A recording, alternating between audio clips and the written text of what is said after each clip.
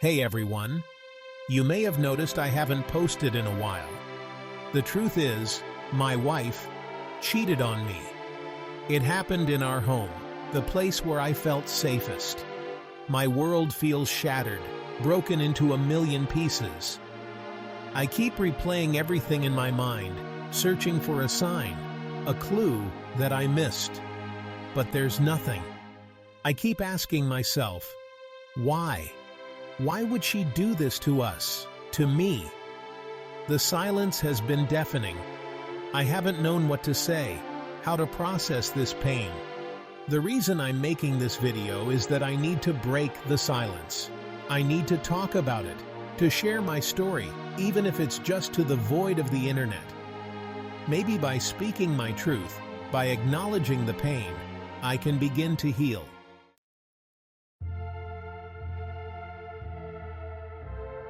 It's strange how a place can hold so much joy, so many memories, and then suddenly become a constant reminder of your pain.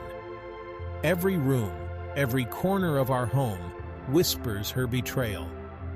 I see her ghost in the kitchen where we used to cook together. I feel her absence in the living room where we would cuddle on the couch. Our bedroom, once our sanctuary, now feels like a crime scene. The sheets we shared, the pillows our heads rested on, all tainted with the memory of her infidelity. The bed feels too big, too empty without her. But the truth is, even if she were here, lying right next to me, the emptiness would remain. Because it's not just the physical space that's empty, it's my heart. I loved her, I still do, and that's the hardest part of all of this.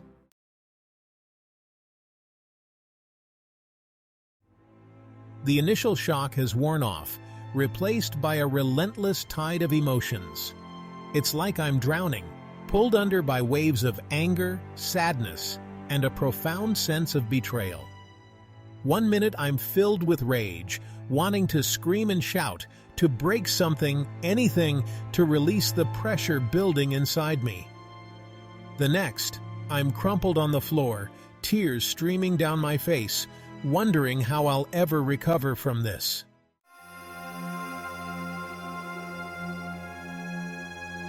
Everywhere I look, everything I touch, is infused with her memory.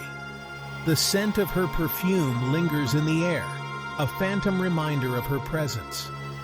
I find myself reaching for my phone, wanting to call her, to hear her voice, even though I know I shouldn't. Sleep offers no escape. My dreams are haunted by images of her betrayal, playing out in vivid detail over and over again.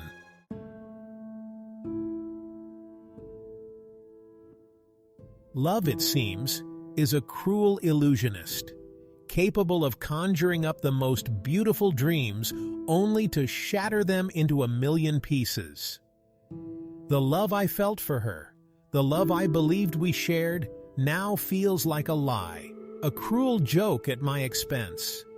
How could I have been so wrong about someone, about something so fundamental? The future, once a canvas filled with hopes and dreams we painted together, now stretches before me, a desolate wasteland. The plans we made, the adventures we talked about, all reduced to ashes in the fire of her betrayal. The uncertainty is paralyzing, leaving me lost and adrift in a sea of pain.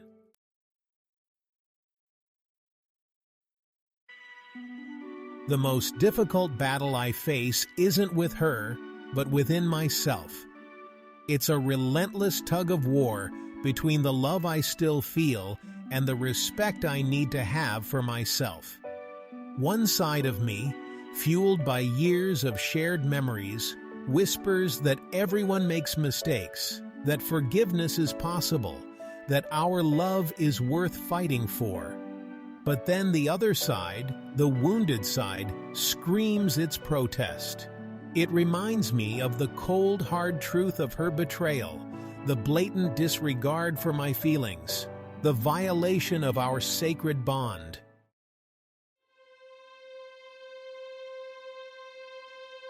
The hardest pill to swallow is the realization that her infidelity wasn't just a betrayal of our vows, but a blow to my dignity. It chipped away at the core of who I am, leaving me feeling small, insignificant, and utterly disposable. I catch my reflection in the mirror, the haunted look in my eyes, the lines etched onto my face from sleepless nights, and I barely recognize myself. The man staring back seems lost, defeated, a shadow of the person I once was. And in that moment, I realize that staying, trying to salvage a love that has been so carelessly discarded, would come at a steep price, the price of my own self-respect. The thought of living a lie, of pretending that everything is okay when it's clearly not, is unbearable.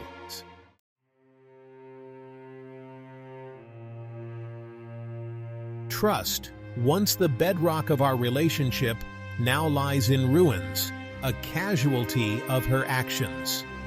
It's as if a bomb exploded, leaving behind a crater of doubt and suspicion in its wake. Every word she speaks, every glance she gives, is filtered through a lens of distrust, a constant reminder of her betrayal. Rebuilding that trust, I'm learning, is not just about her apologies or promises. It requires a level of vulnerability and transparency that I'm not sure she's capable of giving. But more than anything, rebuilding trust requires time.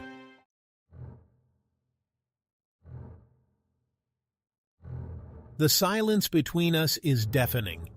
It's a heavy, suffocating silence, pregnant with unspoken words, with accusations and apologies that hang in the air like a thick fog. I long to break the silence, to scream, to cry, to demand answers. But the words get caught in my throat, choked by the lump of pain that resides there permanently. I see the guilt flicker in her eyes, the shame she tries so hard to conceal.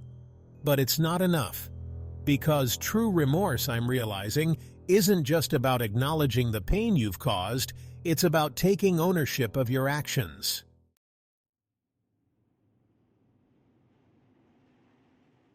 The silence from her is deafening, but it's her lack of remorse that truly screams. There are apologies, yes, words spoken like lines in a script, devoid of genuine emotion. She says she's sorry, but her actions speak louder. There's no ownership of the pain she inflicted, no real attempt to understand the depth of my wounds. It's as if she expects life to simply go back to normal, as if her betrayal were a minor inconvenience, a small bump in the road. But the truth is, her actions have created a chasm between us, a chasm that can't be bridged with empty apologies and forced smiles.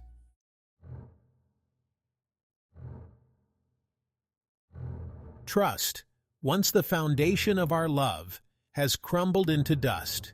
In its place stands a towering monolith of doubt, casting a long shadow over everything we do, everything we say. Every time she leaves the room, every time she picks up her phone, the questions resurface, gnawing at the edges of my mind. I find myself questioning everything she says, every action, every interaction.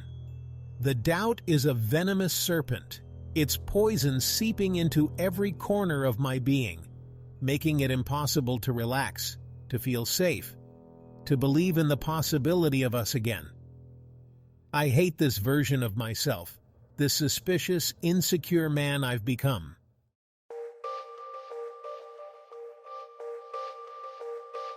I'm left grappling with an agonizing question.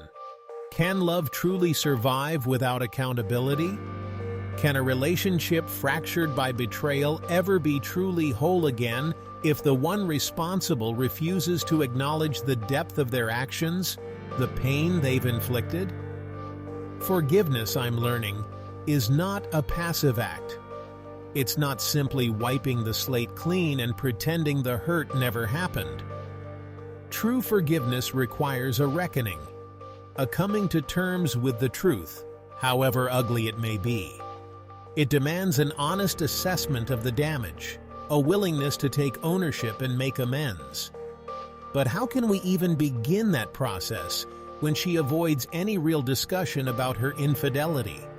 How can we rebuild something that's been shattered when she refuses to acknowledge the broken pieces scattered at our feet? I'm torn between the love I still feel and the growing realization that her lack of accountability is a betrayal in itself. It's a betrayal of the trust we once shared, a betrayal of the very foundation of our relationship. And I'm left wondering if love, even a love as deep and enduring as ours, can truly survive such a profound betrayal. The weight of my pain becomes unbearable. I realize I can't carry this burden alone. With trembling hands, I pick up my phone, searching for a lifeline. My first call is to my oldest friend. He listens patiently, his voice a soothing balm. Reaching out is the first step towards healing. Sharing my story, I discover, is both terrifying and liberating, releasing the pressure that's been building inside me for days. Each conversation a step towards reclaiming my voice, my truth. Others simply listen, holding space for my pain. Even strangers online who share their own stories of betrayal and resilience. In that shared pain, I find a strange sense of solace. My worth as a man, as a human being, remains intact. With the support of my friends and family, I start to take tentative steps towards healing. I seek out a therapist, a compassionate woman who listens without judgment. Therapy becomes a safe space to confront the anger, self-doubt, and fear. I find solace in simple pleasures, long walks, hobbies, music, and laughter. Because I deserve to heal, to find peace, to rediscover the man I was always meant to be.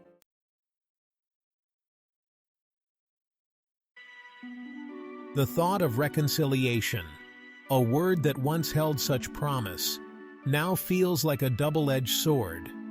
On one hand, the familiar comfort of us beckons, the years we built, the memories we made.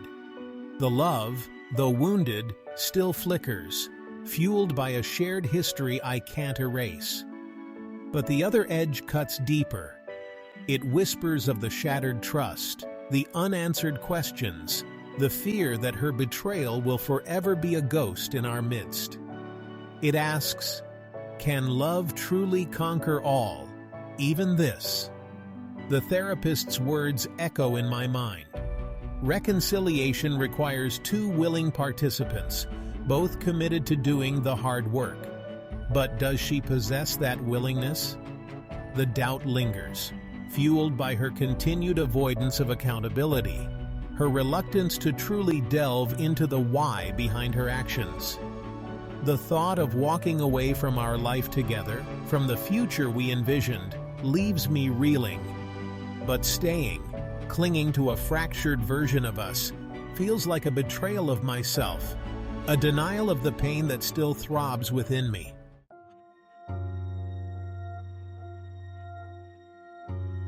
Forgiveness, I'm learning, is not a destination, but a journey. It's a winding path, fraught with emotional landmines with no guarantee of reaching the other side.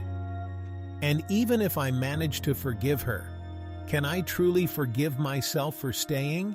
For compromising my own self-worth?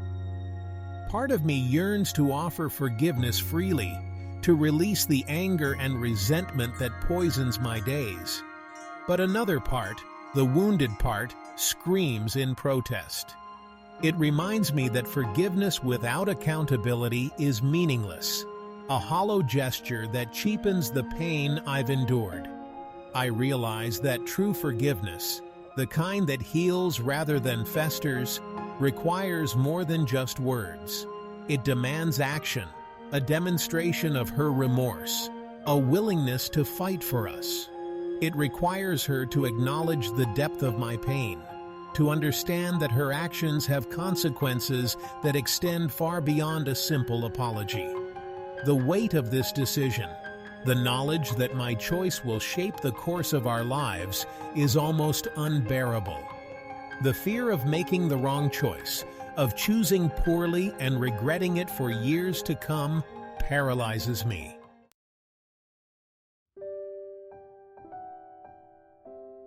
In the silence of my own company, a profound realization washes over me.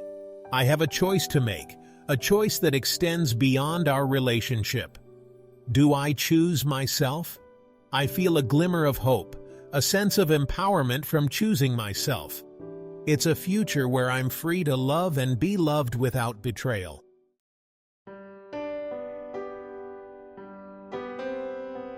The pain of her betrayal still lingers, a dull ache in the recesses of my heart. The scars, both visible and invisible, serve as a constant reminder of the battle I've endured, the strength I never knew I possessed. There are days when the memories resurface, unexpected and unwelcome, threatening to drag me back into the abyss of despair. But now, I'm equipped with the tools to navigate those dark moments, to acknowledge the pain without letting it consume me. Through the process of healing, I've discovered a resilience I never knew I possessed. I've learned that even in the face of unimaginable heartbreak, the human spirit has an astonishing capacity for growth and renewal.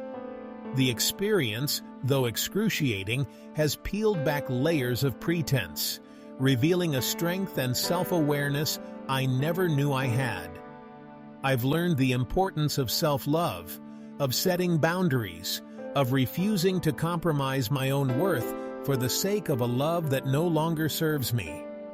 I've learned that forgiveness, true forgiveness, is a gift I give myself, not a debt I owe to her.